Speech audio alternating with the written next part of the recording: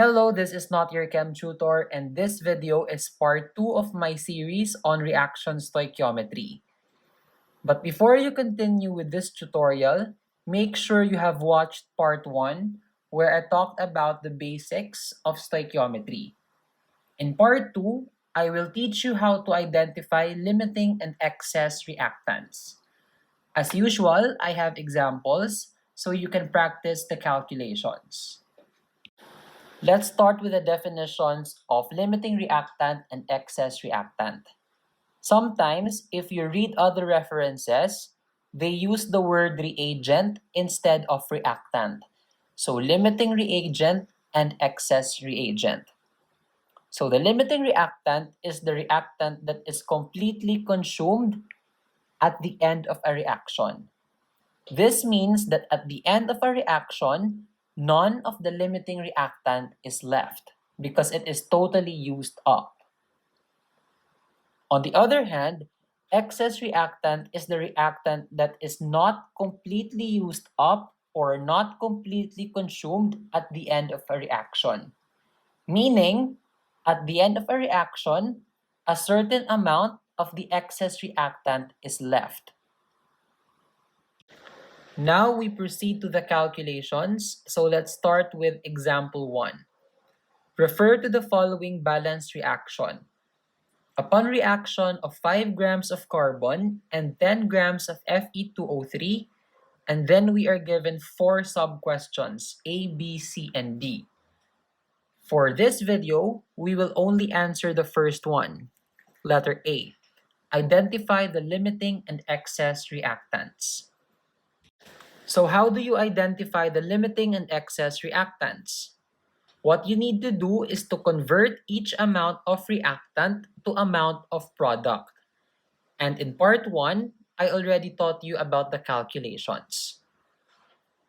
In this question, we are given 2 reactants, 5 grams of carbon and 10 grams of Fe2O3. So let me just rewrite that. 5 grams of carbon and 10 grams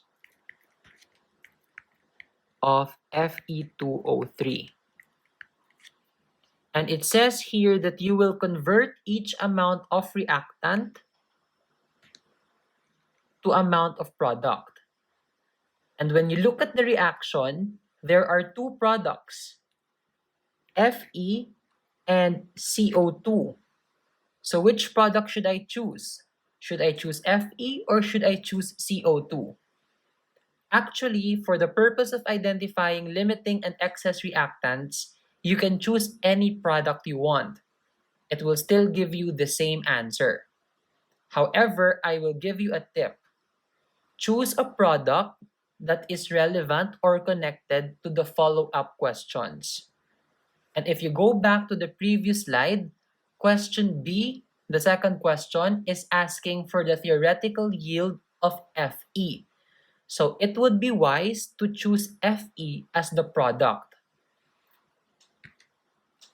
So we will convert 5 grams of carbon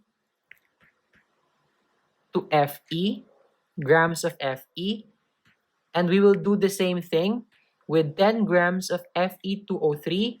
We will convert this to grams of Fe. So we start the solution. 5 grams of carbon. The first step is to convert grams of carbon to moles of carbon using the molar mass. And we are given the molar mass in the balanced chemical reaction. 1 mole of carbon is equivalent to 12.01 grams of carbon.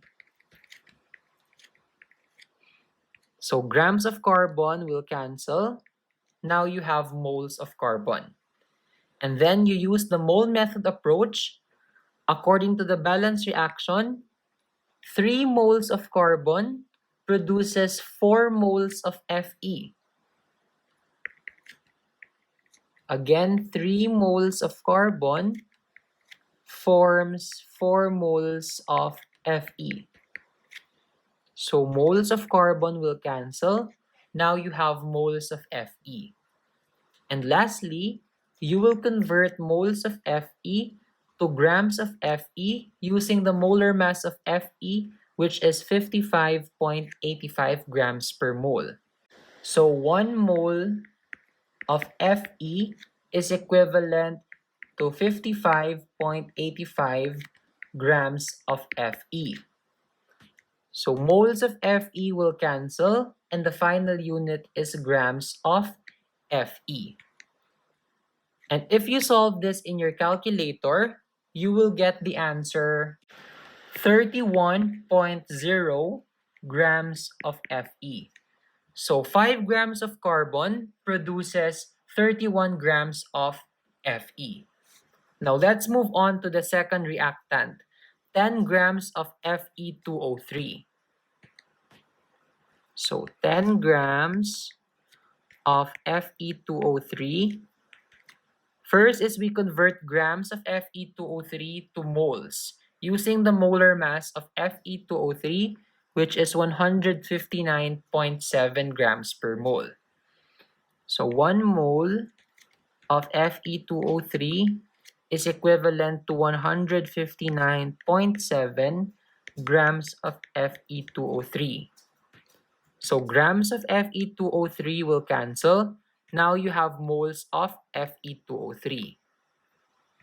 And then using mole method approach, when you look at the reaction, 2 moles of Fe2O3 produces 4 moles of Fe. 2 moles of Fe2O3 produces 4 moles of Fe. So moles of Fe2O3 will cancel, and now you have moles of Fe. And finally, convert this to grams of Fe using the molar mass of Fe, 55.85 grams per mole. 1 mole of Fe is equivalent to 55.85 grams of Fe. And if you solve this in your calculator, this is equal to 6.99 grams of Fe. So that means 10 grams of Fe2O3 produces 6.99 grams of Fe. To summarize what we did, we found out that 5 grams of carbon produces 31 grams of Fe, and 10 grams of Fe2O3 produces 6.99 grams of Fe. Now I want you to take note and remember this by heart, that the limiting reactant is the reactant that gives the smaller amount of product. So emphasis on limiting reactant and smaller amount of product. So in this problem, we have 2 reactants, right? Carbon and Fe2O3. Which of the 2 reactants gives the smaller amount of product? The answer would definitely be Fe2O3. Because Fe2O3 gives us the smaller amount of product, which is 6.99 grams of Fe. Therefore, our limiting reactant is this one, Fe2O3, and our excess reactant is the other one, carbon. So these are the answers to part A of example 1.